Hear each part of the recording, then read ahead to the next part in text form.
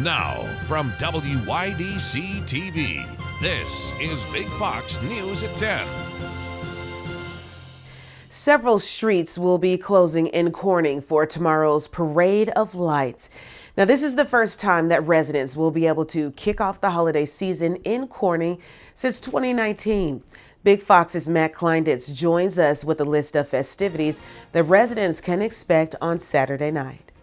Good evening. The Parade of Lights will be returning for the first time since 2019 to kick off the holiday season for residents throughout Corning. And it's almost surreal to imagine being in person for our Parade of Lights. The Parade of Lights will once again be making its way through Corning. This year's event is expected to be very special, as it's the first time the parade will kick off the holiday season in the Gafford District since 2019. That parade's going to come down the street, and I think everyone is going to sigh a collective sigh of relief. Wow, we made it. We're here. The parade is taking place days after the tragedy in Waukesha, Wisconsin. Colleen Fabrizi with the Gafford District says they're working with safety officials so residents can enjoy the parade safely. We partner with both our local and our state and county safety officials and put every possible safety measure in place. This year's parade will feature lighted moving displays ranging from marching bands to floats. And even Santa will be paying a visit to the Gafford District during the parade. Colleen Fabrizi says the parade has something for everyone to enjoy. It doesn't matter if it's a little kid, retired folks, and everything and everyone in between. Everybody loves to experience the Crystal City at Christmas time. The Parade of Lights kicks off at 7:30.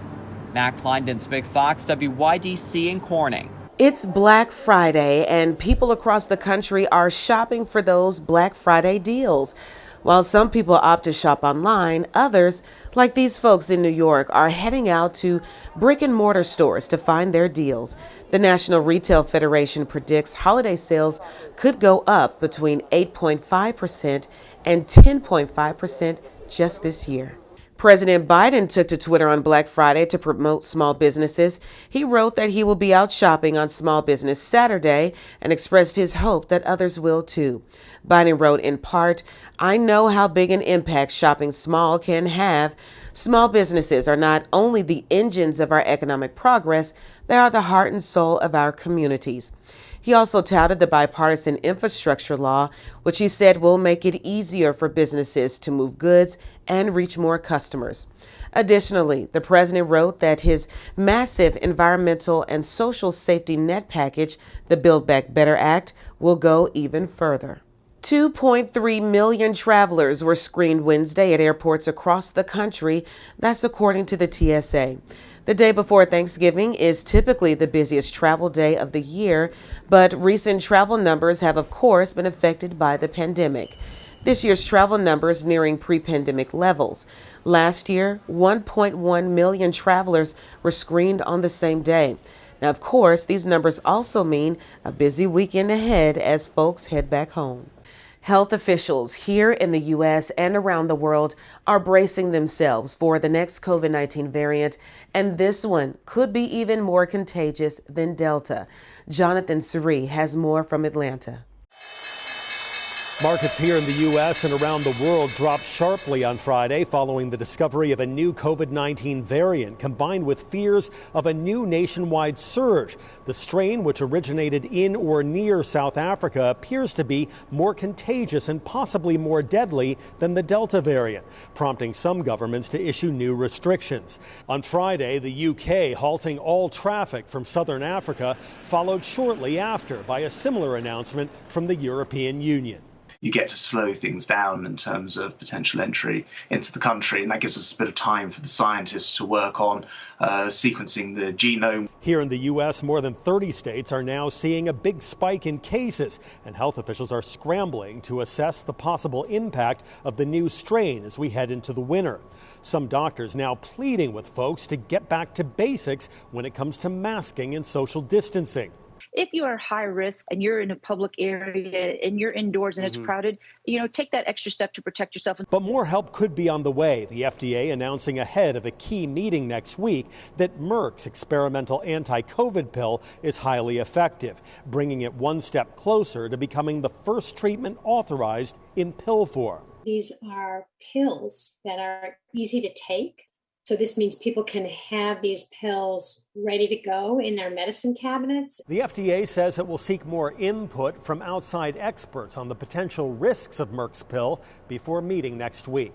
In Atlanta, Jonathan Seri, Fox News. A man was stabbed to death outside New York's Penn Station Thanksgiving night. Police say the victim, a 36-year-old man, was attacked outside the entrance to the Long Island Railroad near Herald Square. He was taken to the hospital where he died. No arrests have been made yet. Police are still investigating. Still ahead tonight, food banks already struggling to feed families in need for the holiday. Well, they're now facing added strain from soaring food prices. Overall, we're looking at a 10% elevation in the cost of our food acquisition, with some items like protein being way above that. What changes are being made at food banks across the U.S. to meet the increase in demands? Here's your local stock market update from Big Fox.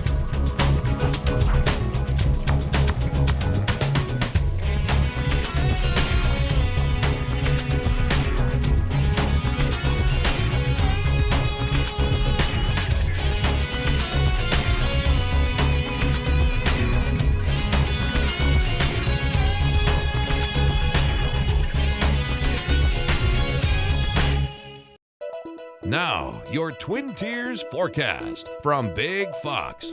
Tonight's Big Fox forecast is brought to you by William Mattar.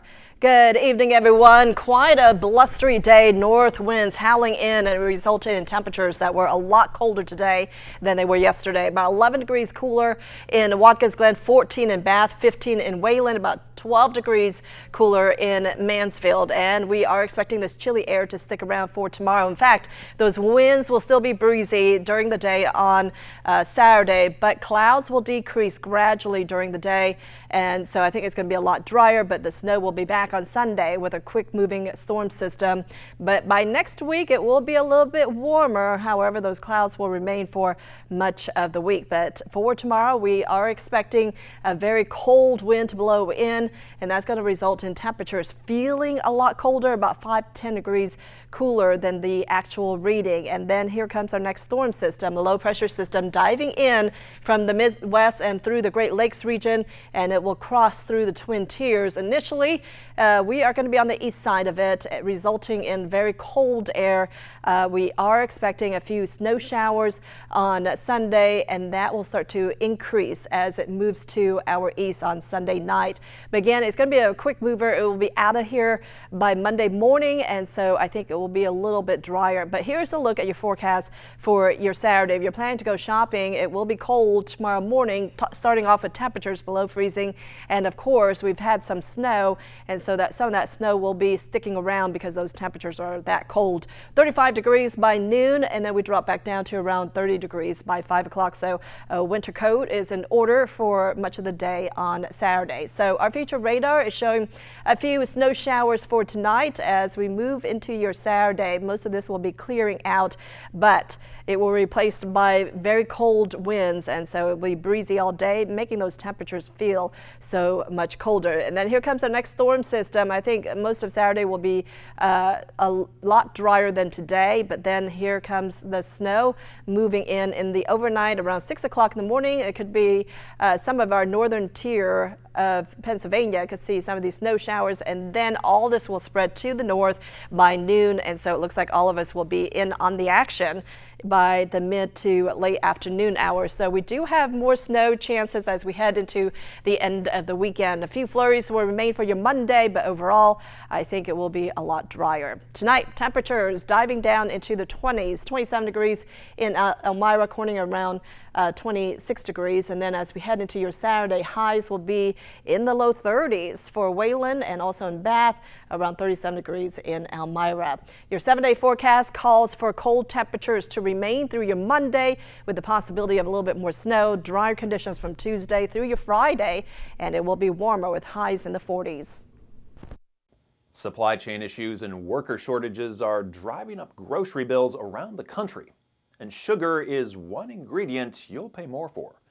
Rebecca Castor reports from a sugarcane field in Schriever, Louisiana, and tells us how a few cents per pound can add up. Farmers say the harvest is strong this year, but sugar is still feeling the impacts of inflation. Supply shortages are part of the problem for the higher price of your turkey and potatoes, but for ingredients like sugar, it's the rising cost of harvesting the crop. Inflation is affecting a lot of other things, such as the cost of fuel, fertilizer, seed, wages. Inflation is pushing all those prices up. October's numbers from the U.S. Bureau of Labor Statistics show the cost of sugar has risen by about 12% since last year. It's now averaging about 71 cents per pound. Eggs, milk, and butter will also cost a few more nickels, and this can add up when cooking for large gatherings. But while some Thanksgiving staples are flying off the shelves this year, you won't have a problem finding sugar. Even with bad weather, including Hurricane Ida, farmers say they're still having a record-breaking season. And with the majority of the nation's sugar being produced in the U.S., harvesters say shelves will remain stocked. Consumers should not at all worry about sugar supplies. Our distribution channels are almost all domestically driven, so we don't have to wait on imports that might be stuck in containers in ships offshore. So homegrown sugar here in America is available and ready for our country's consumers. Go out and bake as many cookies and pies and sweet things as you wish, and there's going to be plenty of sugar. Now, while of course prices will fluctuate depending on where you choose to shop, farmers do say that they don't anticipate the price to go up any more significantly throughout the rest of the holiday season. Postal workers are gearing up for another avalanche of holiday mail and packages. Last year, packages and letters piled up in distribution hubs, but this year the post office says things should be better. Both the U.S. Postal Service and UPS and FedEx are bolstering their hiring. They're bringing on nearly 250,000 temporary workers to ensure they don't get overwhelmed again. We've been preparing for this holiday since the last holiday season ended. So we've got everything in place. We do this every day. We have the trucks, we have the personnel, we have the rolling stock and equipment to move the mail, and we shouldn't be impacted by the supply chain. We'll get everything delivered.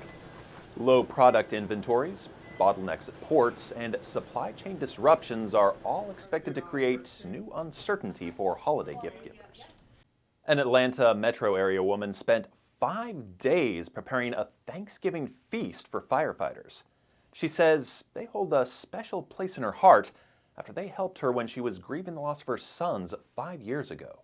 Janice Yu has the story. We have cooked string beans, turkey, dressing, potato salad, rice, yams, rolls, cranberry sauce. A holiday feast prepared with love. My mom loves to feed people. That's her go-to. She just loves to see you eat her good cooking. Renee Mumford's love language is sharing her homemade food with family, friends, and with strangers. Hey, baby, how you doing? I'm doing well. How about you? Good. But those with the South Fulton Fire Department hold a special place in her heart. Back in September of 2016, 2 of her sons, who were teens at the time, were killed in a car crash. Station 7 was the responding station to the boys' accident. And they have been dear to my heart. And now one of her other sons is a firefighter with the city of South Fulton. Since that day in September, she stopped by the station with food on occasion.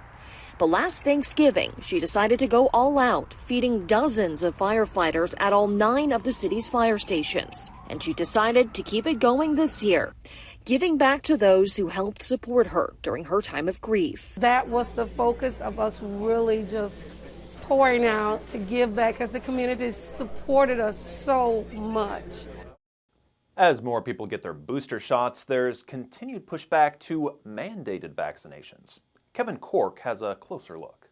With numerous lawsuits pending over vaccine mandates from groups representing teachers, airline workers, law enforcement officers, and firefighters, it is certainly arguable that there's a growing resistance to being compelled to take the shot, with thousands of Americans now willing to fight and/or walk away from their jobs to preserve their bodily autonomy.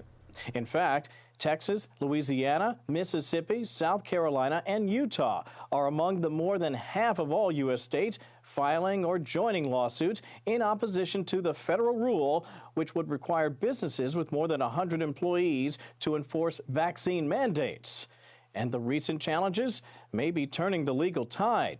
Citing a recent court order by the U.S. Court of Appeals for the Fifth Circuit that granted a motion to stay the vaccine mandate, OSHA, the Occupational Safety and Health Administration, has announced it will temporarily stop its enforcement efforts, quote, pending future developments in the litigation.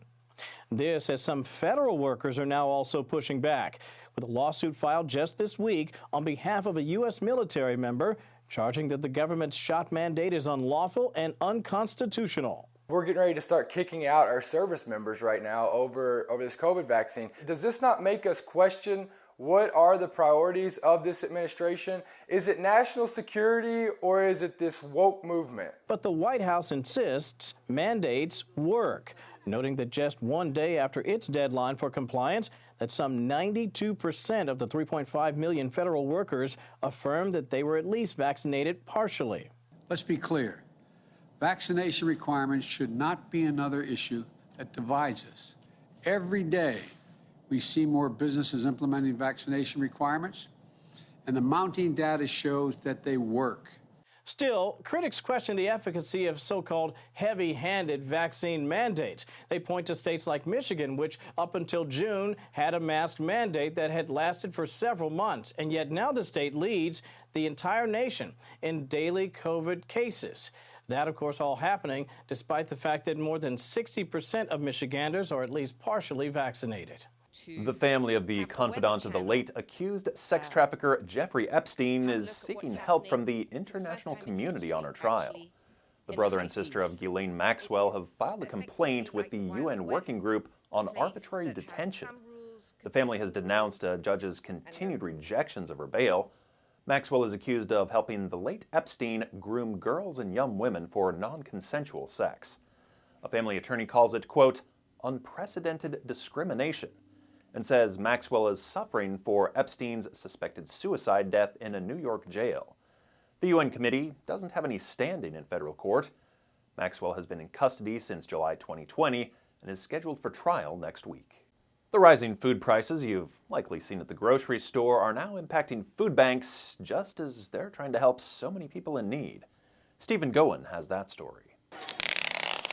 Food banks, already dealing with holiday demand, are now facing added strain from soaring food prices. Overall, we're looking at a 10% elevation in the cost of our food acquisition, with some items like protein being way above that. From Texas to New York. We're trying everything in our power to be as flexible as we possibly can to maximize our cost saving. To Ohio, where inflation, fueled by the global supply chain crisis, has made it more difficult to find supply. We had orders that were canceled at the last minute. We had orders that were bought from under us by someone paying more. Kristen Warzoka is president and CEO of Greater Cleveland Food Bank, where volunteers are distributing more than 1 million pounds of food each week in November as the need increases. And the fact is the need for emergency food has never been higher than it has been during this pandemic. This year, 1 in 8 people, including 13 million children, may experience food insecurity, according to Feeding America. To meet that challenge, food banks are making changes where they can. And that could be, working with brand substitutions, working with our vendors to alter delivery times. They're also asking more people to pitch in.